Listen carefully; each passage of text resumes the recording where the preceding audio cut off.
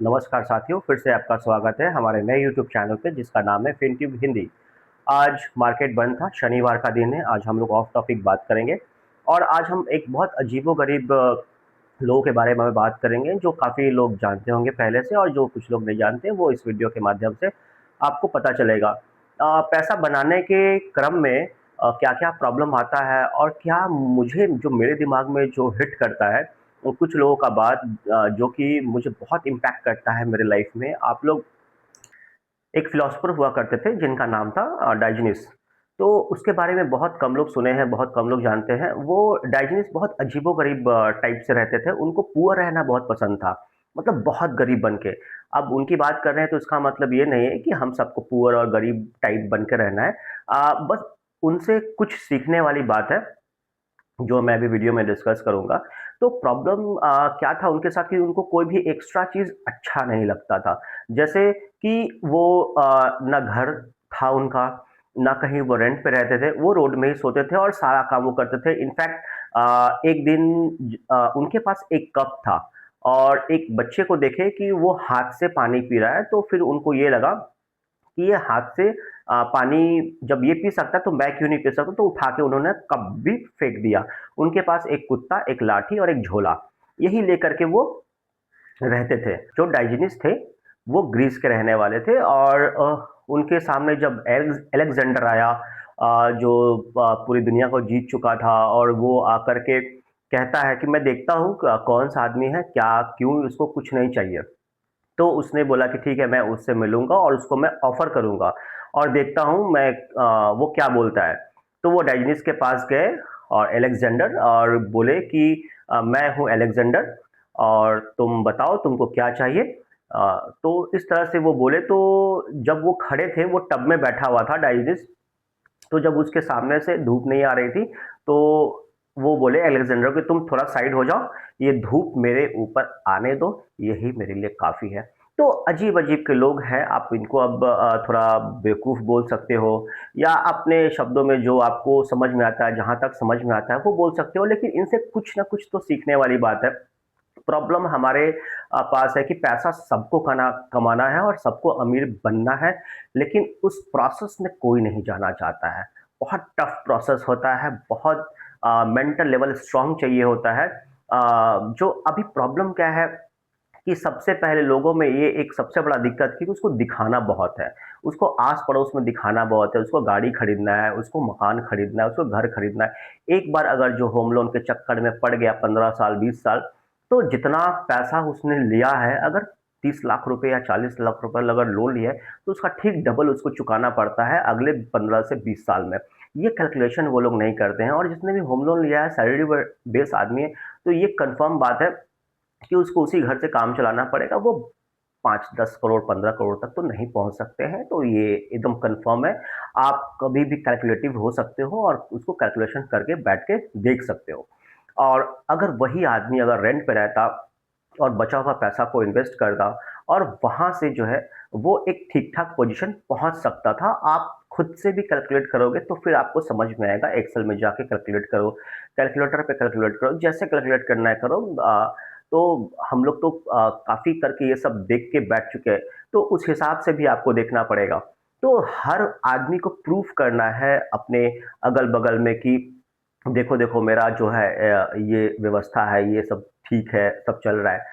तो आजकल जो फ़ोटो चेपने वाली जो बीमारी है इंस्टा पे और एफबी पे और व्हाट्सएप के स्टेटस पे, ये आदमी को कहीं न कहीं पूरा ले डूबता है। जो मिडल क्लास और लोअर क्लास में जो लोग हैं, उनको इतना ही में बहुत मज़ा आता है, उनको डोपामाइन शायद इसी से मिलता है।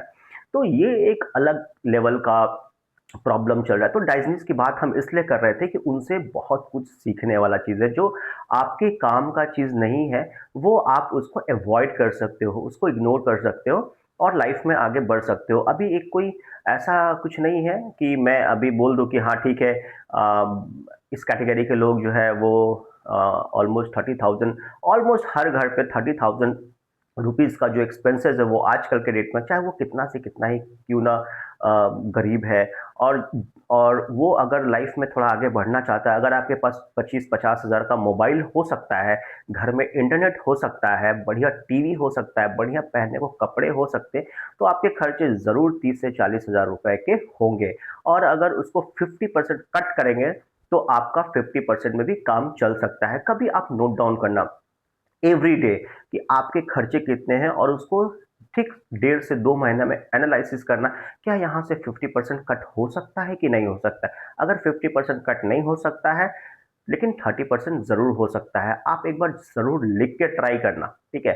तो ये जो प्रोसेस है अमीर बनने का, ये जो प्रोसेस है जो फाइनेंशियली फ्री होने का, ये बहुत टफ है। और प्रॉब्लम इसके साथ एक और है, जो मैं भी कभी-कभी बहुत झेलता हूँ, कि जब आप पैसा बनाने निकलते हो, जब आप स्टॉक मार्केट में एंटर करते हो, तो अगर स्टॉक घट गया, तो आप केवल दुखी होगे, ना कि आपका पूरा परिवार दुखी होगा। लेकिन वही जब पैसा बढ़ जाता है और वही जब आपको लगता है कि भाई 10 लाख से 50 लाख हो गए हैं, तो उसका बेनिफिट हर व्यक्ति, आपके जो परिवार में लोग हैं, वो लोग उठाते हैं। तो ये एक बहुत डीप और एंड डार्क ट्रूथ है, जो आपको समझना चाहिए। पैसा बनाने के क्रम में आप जितना भी दुख है, तकलीफ है या जो भी है, आपको खुद ही झेलना पड़ेगा। आपको एकदम सेल्फलेस होकर के हर चीज़ में, लेकिन जैसे ही आपका पैसा बन जाएगा, तब जाकर के आपके परिवार में जो लोग हैं, वो आप पे फ़क्र महसूस करना स्टार्ट करेंगे। उसके पहले कोई आपको कुछ नहीं बोल रहा है, और अगर आपने बता दिया कि मैं स्टॉक मार्केट में आकर के इन्वेस्ट कर रहा हूँ, तो आपको 2-4 गाली पड़ जाएगा, इसमें भी कोई शक नहीं है। और हो सकता है कि आपके ही अपने लोग या आपके ही जो रिलेटिव लोग हैं, वो आपको बोलना शुरू कर देंगे। तो ये सारा प्रॉब्लम झेल करके अब एक आदमी कहाँ से कहाँ एस्केप फिलॉसफी पे निकलता है।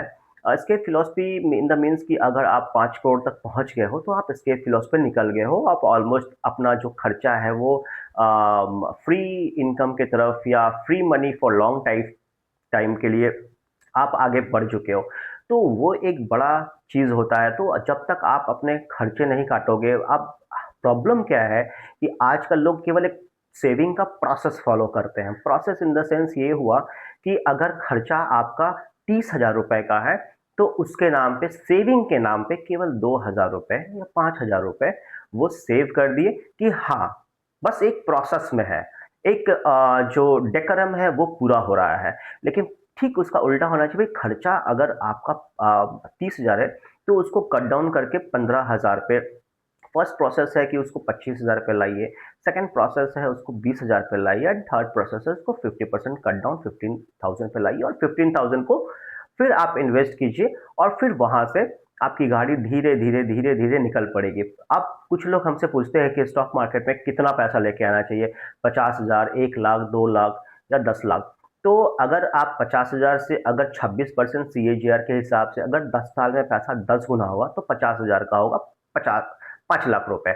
और फिर 10 साल में पैसा गुना करोगे तो 5 लाख का होगा 50 लाख रुपए। और फिर 10 साल में पूरा करोगे तो 50 लाख का होगा 5 करोड़ रुपए। तो आप इसके फिलॉसफी पे 30 साल में पहुंचोगे। लेकिन अगर आप एंटर करोगे 10 लाख से, तो 10 लाख फिर 26% CAGR निकालोगे 10 साल में, तो आपका 5 लाख से 10 लाख से बनेगा 1 करोड़। और फिर नेक्स्ट 10 ईयर्स में 10 करोड़, और फिर नेक्स्ट 10 ईयर्स में 100 करोड़। अब 100 करोड़ या 50 करोड़ पहुंचने के बाद भी आपको डाइजेनिस्ट टाइप रहना है, तब तो फिर आपके दिमाग में कोई प्रॉब्लम है। अगर पैसा आपका बन चुका है लाइफ में 5 करोड़ ऑलमोस्ट ऊपर, तो फिर भी अगर आप खर्चा काट रहे हो, फिर आप सोच रहे हो कि यहाँ ना घूमने जाऊँ, वहाँ ना घूमने जाऊँ, तो फिर आपके ब्रेन में कुछ इशू है, तो वो आपको ठीक करना चाहिए। मेरे ख्याल से एक बार पैसा बन गया, बात खत्म हो गई। उसके बाद का लाइफ आप अच्छे से एंजॉय करो, कोई प्रॉब्लम नहीं है। लेकिन प्रॉब्लम क्या है कि 26% जो हम इतनी जल्दी जल्दी बोल देते हैं कि हाँ, 10 लाख का 10 साल में 1 करोड़, फिर 1 करोड़ का 10 साल में 10 करोड़, फिर 10 करोड़ का 1 साल में 100 करोड़, क्या ये पॉसिबल है? 30 साल में, 30 साल तक 26% CAGR निकालना पॉसिबल है? लिटरली मैं बताऊं तो बहुत मुश्किल है। पॉसिबल है बट बहुत मुश्किल है, बहुत फोकस रहना पड़ेगा। लेकिन अगर हम इसको निफ्टी 20 से कंप्लीट करते हैं, जो कि निफ्टी है हमारा इंडेक्स, निफ्टी 20 है, तो 15% CAGR वो बिना कोई लॉन्ग लपेट के आराम से देता है, मतलब आराम से। जैसे कि बैंक में जो एफडी है वो 7% अगर मिलता है, 7%, 7.25% भी कोई बैंक देती है, अगर वो मिलता है तो उसी प्रकार से जो निफ्टी बीज है वो 15% आराम से मिल जाता है वेरी लॉन्ग टर्म में। ठीक है, अगर 20 साल भी रहा तो वो 14-15% या 16% मिल जाएगा। लेकिन अगर आप फोकस इन्वेस्टिंग करोगे तो आप आराम से 20-22% तक वेरी इजली, या आप जो बुल मार्केट और बेयर मार्केट है उसको अगर समझ लोगे तो 20-22% आराम से निकालोगे। लेकिन ठीक है, हम 30 साल में 100 करोड़ तक नहीं पहुंचेंगे, लेकिन 60-70 करोड़ तक तो मुझे कोई डाउट नहीं है। अगर फिर भी किस्मत खराब रही तो 50 करोड़ में तो कोई डाउट नहीं है। क्योंकि अगर 10 साल में पैसा 10 लाख का 1 करोड़ होता है, तो 10 ना जाकर के 15 साल ही अगर पकड़ते हैं और फिर 15 साल में 1 करोड़ का 10 करोड़ बनता है, तो जो कि 14-15% होता है, अगर इसको 20% में भी करेंगे तो आपके 30-35-40 करोड़ आराम से बन जाएंगे। तो ये एक चीज सोचने का होता है कि आपको बहुत फोकस रहना पड़ेगा पैसा कमाने के लिए, और शुरू में बहुत कट डाउन करना पड़ेगा अपने को। आपको एक बार जब 10 साल में पैसा 10 गुना जब दिखेगा, 10 साल में नहीं दिखेगा, अगर 12 साल में भी आपको पैसा अपना ही 10 गुना दिखेगा, तो आपको अपने ऊपर कॉन्फिडेंस आएगा।